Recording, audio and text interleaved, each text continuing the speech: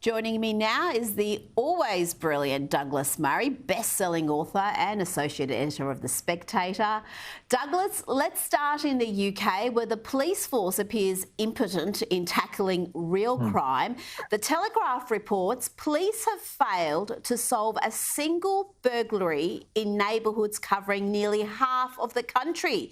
And today we saw more impotent policing as officers stood by while male trans activists intimidated women's rights campaigners. Let's have a look.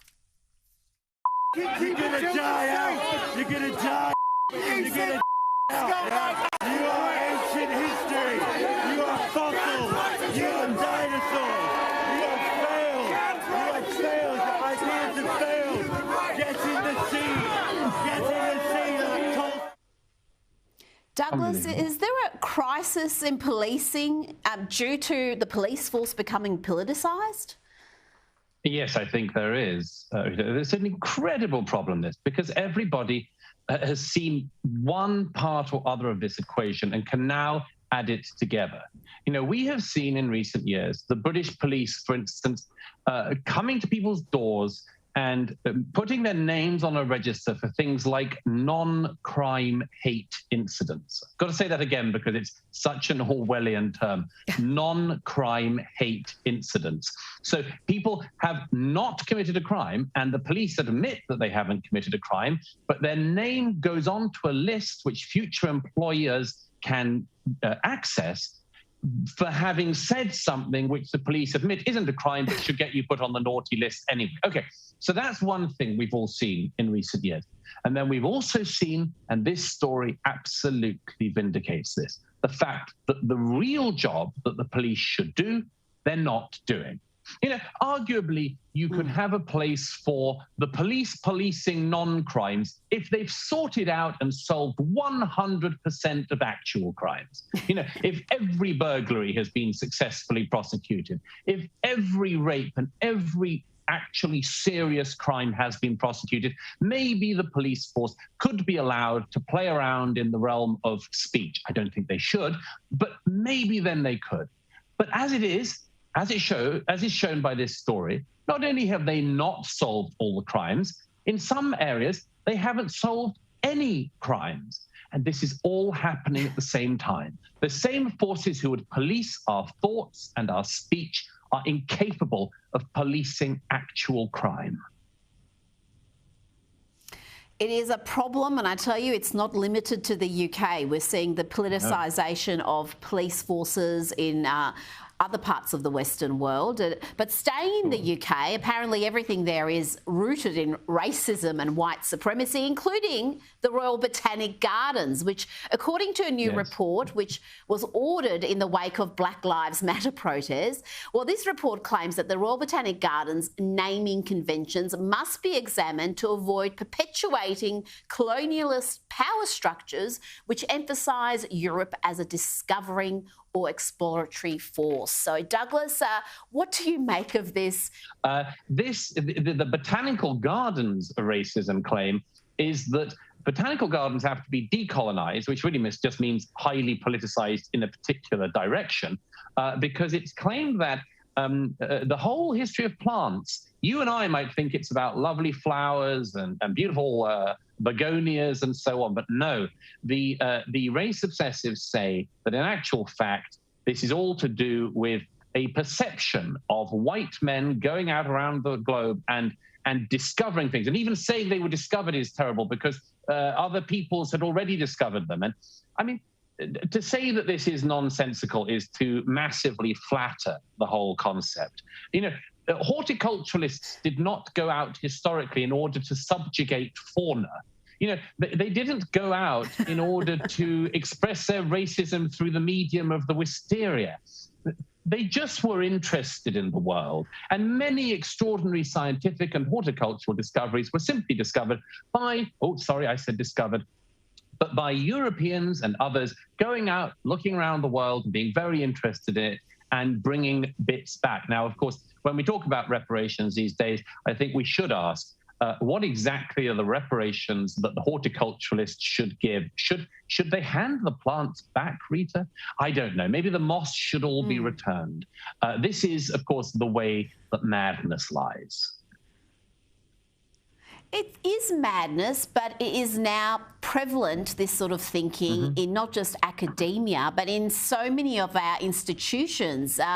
You wrote a superb piece. I want to just switch across to the States, because we've got the midterms coming up, and left-wing America, you argue, is destroying itself. You wrote in the Telegraph pointing out that these Democrat-run cities are going all in the same direction and in very much a wrong direction in terms of violence, drug abuse and issues with homelessness, just to name a few. Yes. Yes, I think I've said to you before, Rita, that the city of San Francisco was royally mucked up by its left-wing governance in recent years. And instead of being a great lesson to the United States, some other Democrats seem to have sort of thought that the massive homelessness problem, the massive mental illness problem that's just so visible, the massive drug abuse problem, and much more should actually just be rolled out across the country. That, you know, it failed in one city, let's see it fail across the whole country. And if you go to the major Democrat-run cities in the US these days, you just find the same problems everywhere.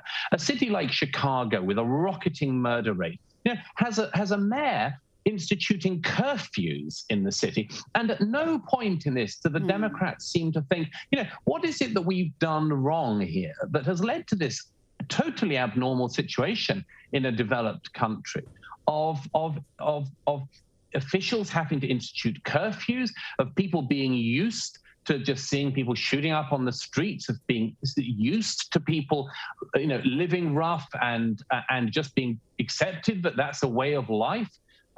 As I say in that piece, these same problems have occurred in city after city. And I think a lot of people in Australia and Britain and elsewhere would be really shocked if they saw the state of American cities, including the capital, including DC, where almost every green area is now covered over in homeless tents. It's really terrible. It feels like the United States is rotting from the center out. And we can't afford for that to be the case.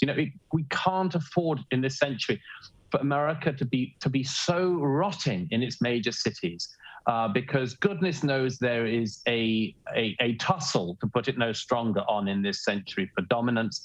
And if the world's leading democracy looks this rotten, I don't fancy the chances of the rest of us. And just lastly, Douglas, can I ask you about Hollywood actor Tom Hanks? He's not immune from this woke culture. He said he couldn't play the gay role that he played in Philadelphia today, and rightly so. Apparently you have to be gay to play a gay character. Where do we draw the lines here? It'll be the end of drama. It'll be the end of films if this nonsense continues. Yeah, I mean, is a person who isn't 6'1" allowed to play the role of a person who was 6'1"? We ask ourselves. Look at how much this has happened in recent years. Eddie Redmayne recently apologized for a film he made only 7 years ago, The Danish Girl. He said it was actually, in hindsight, wrong to play a transsexual when he isn't transsexual himself. Tom Hanks has said it was wrong for him to play that extraordinary, groundbreaking role of a gay man in Philadelphia almost 30 years ago, because he said he isn't gay himself. Well, I'm sorry, but I call nonsense on this. Tom Hanks has played a castaway, yet has never been a castaway. He played a pilot in a film a few years ago, but I don't think that he can pilot planes. I don't know about you, Rita, but I'm not willing to trust anyone playing a pilot who isn't a certified pilot. I mean, can we please remember, acting is about pretending. The audience know that. We're all in on that. We're all grown-ups. How about the actors become grown-ups as well? And just remember, it's about pretending. And if you're really good at pretending, you should keep doing it because you give great pleasure. There is no reason why great actors and actresses should feel sorry for great acting. They should simply continue doing it and get past this ludicrous idea that you have to be the exact thing if you are going to play it. Otherwise, Tom Hanks will only be able to play Tom Hanks. Eddie Redmayne will only be able to play Eddie Redmayne. And nobody will be able to ever act or enjoy a film again. So, as I say, this has got to stop. So many people have been doing this, and it's high time we called an end to it. Douglas Murray, thank you so much for joining me tonight. It's a great pleasure as always. Thank you, Rita.